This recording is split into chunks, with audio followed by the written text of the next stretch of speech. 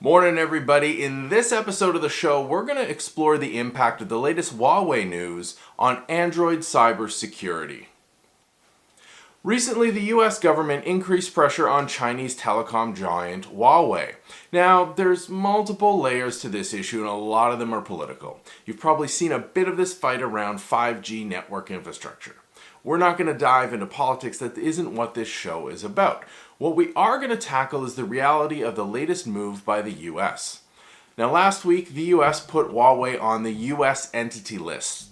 This is published by the US Department of Commerce, and this list sets license requirements for the export, re-export, and transfer of certain items into the United States and out from the United States.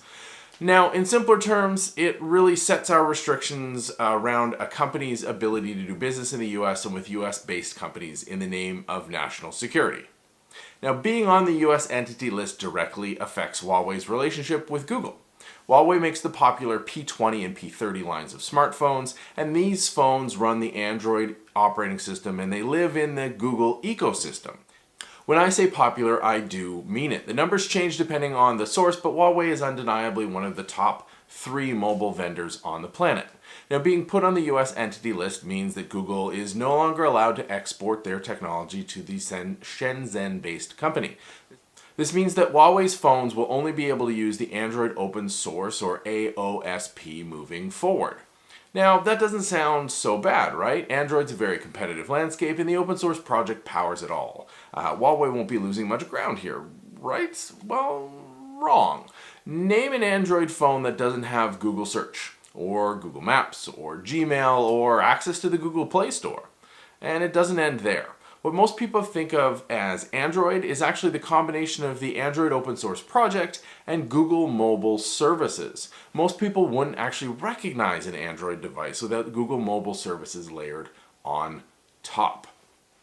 Now, as a result of this order, at some point in the near future, and near currently means about 90 days out, Huawei will lose access to the top half of that technology stack, with all the Google mobile services being pulled from new phones. And maybe existing ones. No one's quite sure about that little detail. Now, the cybersecurity angle here is an interesting one. Since its inception, Android security updates have been problematic at best. That's being super polite. Unlike Apple's ecosystem, where a patch is released by Apple and it's pushed out to all devices automatically, Android is a lot more complex. In an ideal scenario, Android patches are released by the Android open source project or by Google, accepted by the hardware component manufacturers, accepted by the handset manufacturers, accepted by the mobile providers, and then eventually released to the end user. Now, this flow won't change for Huawei, assuming that the patch is issued as part of the Android open source project. There isn't necessarily a clean line between these initiatives, as there should be. And as a result, Huawei devices might lose out on some critical security patches that aren't released at the lowest public layer. Now, ironically, that's as a direct result of work that Google is doing to make the Android ecosystem more secure by pushing updates directly to end users as opposed to the multi-stakeholder workflow that exists today.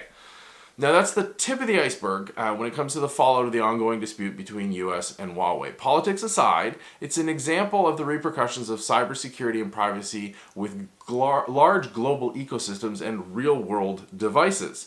Will Huawei come up with a plan for long-term sustainability and the security of their existing devices? For new ones, only time will tell. Now, what do you think of this issue? How would you handle, or how do you handle, the life cycle of devices when there are dramatic changes to their support model? This is not the only case. We've seen it with Nest, where Google's involved again. With IoT, this is a real ongoing challenge, and it's only going to get worse as we get more and more devices. How sustainable are these when there are geopolitics at play, when there is the life cycle of the company itself at play? There's a lot of complicated issues here, but at the end of the day, we have devices that are floating around that need updates that may not be able to get them. Let me know what you think online, where I'm at MarkNCA, in the comments down below, and as always, by email, me@markn.ca. I look forward to talking to you about this issue, and we'll see you on the next show.